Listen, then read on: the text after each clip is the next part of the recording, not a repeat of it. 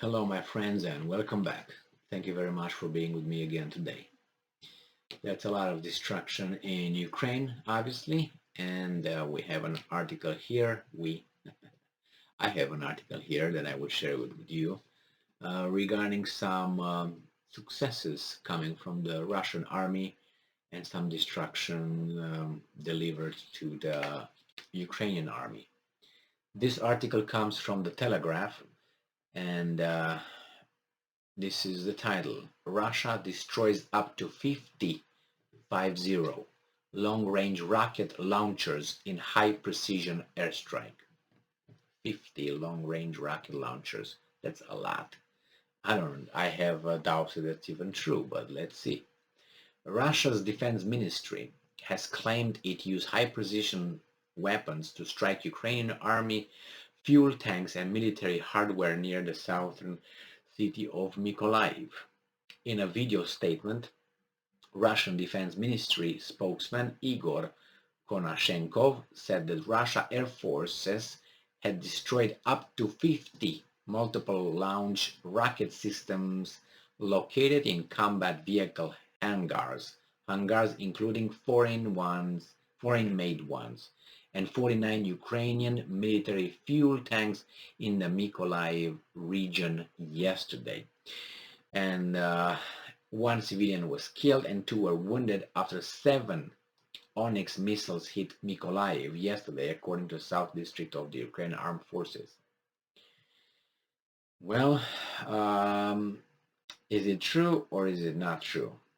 The title says here that Russia destroys up to 50 long-range rocket launchers in high-precision airstrike, and it's a hangar.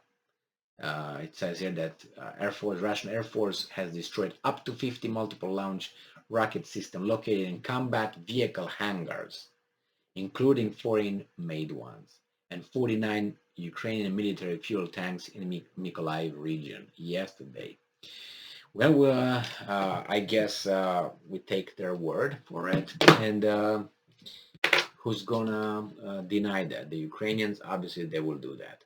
Nevertheless, it seems like the Russians are using high-precision missiles to hit those targets, including the Onyx missiles, and they will supply weapons. These guys are going to destroy them. So who's losing? Well, these guys are wasting or using their missiles, which means they have to be replenished somehow. And the other ones being not the Ukrainians, being the Western countries, are sending their weapons over there that we, the taxpayers, are, subsidizing the state with our taxes at the gunpoint. Because if we don't, we'll get arrested by a law enforcement officer who carries a gun. So this is how it goes. Well, I posted a video a minute ago regarding the Ukrainian army retreating from Lysychansk, and already they left Severodonetsk, leaving the civilians there in Azot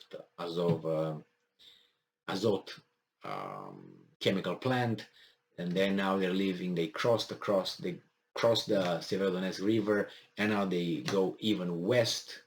They push back from Lysychansk, being afraid that the Russians will encircle them. And it's good that they learned the lesson from Mariupol Azovstal steel plant, and they will not defend nothing and waste their time and other people's time for about 3 weeks defending nothing but creating just a hullabaloo of nothingness. Because after all, they were just waiting to be airlifted or to surrender, which in the end they did. So nevertheless, this is the situation over there. The Russians are hitting more and more, and as I said, my assessment is that the Ukrainians are retreating westwards, and therefore, regrouping over there, trying to maybe see if the Russians are going to follow them or not, because the Russians have no intention of conquering Ukraine, as I said. That's against or contrary to some statements made by some low IQ. I don't know. I don't even how to call them. Nevertheless, some people who write from some Western corporate media outlets, let's put it this way. They're not reporters, they're just opinion formers, people who try to influence our opinions and ideas by using euphemisms and other words that would just bypass the reality just to form a certain kind of reality that we're gonna uh, incorporate in our reality.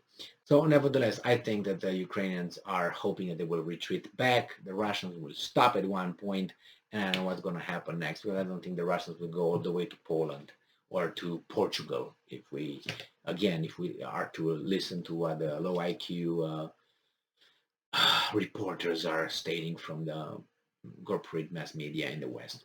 So thank you very much for being with me again today. Stay strong, stay smart, look for the truth, and be just.